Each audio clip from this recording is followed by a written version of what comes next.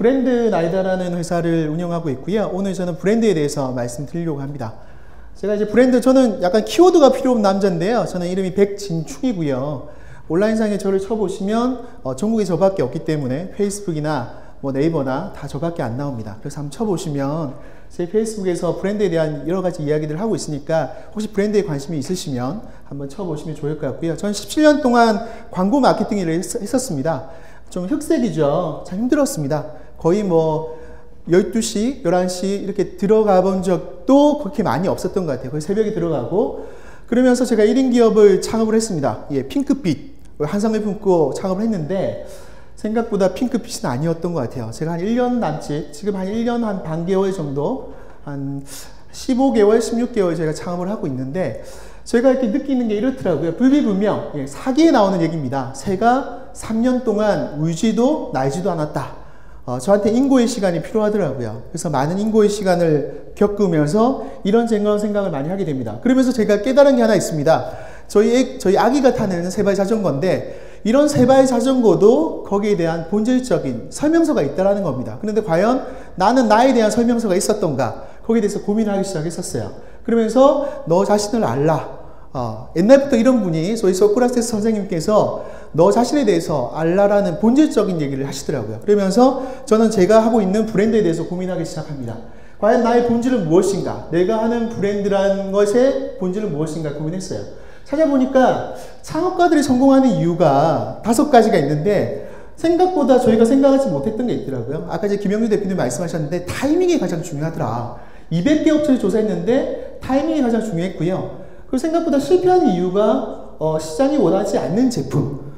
벤처기업 100개를 조사했는데 내가 냈던 제품 자체가 고객이 원하지 않았던 제품이었던 거죠. 그만큼 우리는 우리 본질에 대해서, 나에 대해서 얼마큼 아느냐가 참 중요한 변수인 것 같습니다.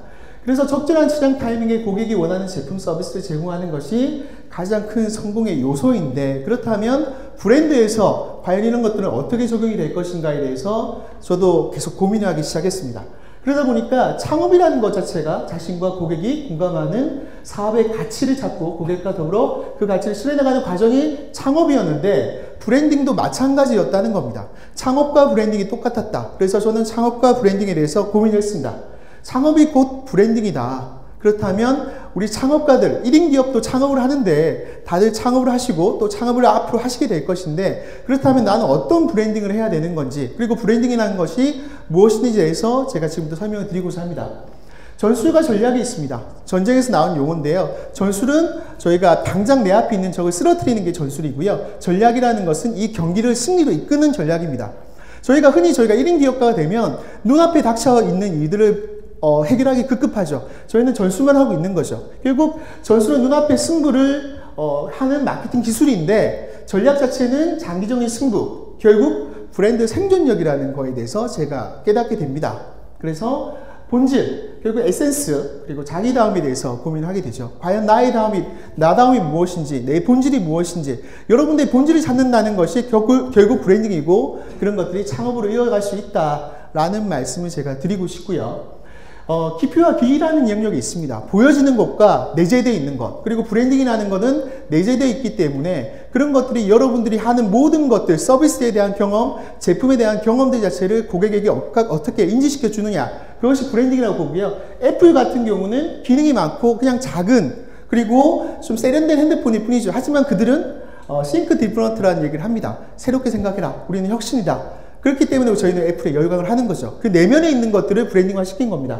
고객에게 사세요라고 얘기할 것인가? 과연 고객들이 나를 사고 싶다, 내 제품을 사고 싶다라고 느끼게 할 것인가? 이게 브랜드 생존력이라고 정리를 드리고 싶고요.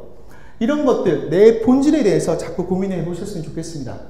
넌센스 퀴즈인데요. 술에 취하여 거리에서 큰 소리를 지르거나 노래를 부르는 것을 뜻하는 사자성어는 무엇일까요? 네, 넌센스 퀴즈입니다. 네. 아버진가? 라는, 네. 고성방가가 아닙니다. 넌센스 퀴즈니까. 이 말이 뭐냐? 브랜드 생존력. 제가 다시 정리하겠습니다. 소비자인식의 빈틈을 찾아서 인지시키는 과정 자체가 브랜드다. 어떻게 사람들에게 기억되게끔 할 것인가가 브랜딩인 것 같습니다. 여러분들이 1인 창업가로서 과연 내 고객에게 내가 어떻게 기억되고 있는지, 저는 제가 이렇게 브랜딩을 만들었어요. 작은 기업 브랜드 생존형 특강이라는 저 나름대로의 강의 커리큘럼을 만들어서 진행하고 있습니다. 그리고 최근에 브랜드 탐구 생활이라는 브랜드 탐구 생활 빅탐이라는 이름 기업 저희 팟캐스트에 작은 코너를 만들어서 방송을 시작했습니다. 지금 2부까지 올라와 있는데요. 많이 들어봐 주시면 브랜드에 대해서 여러분들과 공감할 수 있는 얘기를 많이 나눌 수 있을 것 같고요.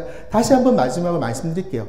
나다움을 찾는 거, 나의 자기다움을 찾는 것 자체가 1인 기업가로서의 경쟁력을 가지는 가장 큰 무기다. 마지막으로 말씀드리고 싶습니다. 이상 브랜드 나이다의 백진충이었습니다. 감사합니다.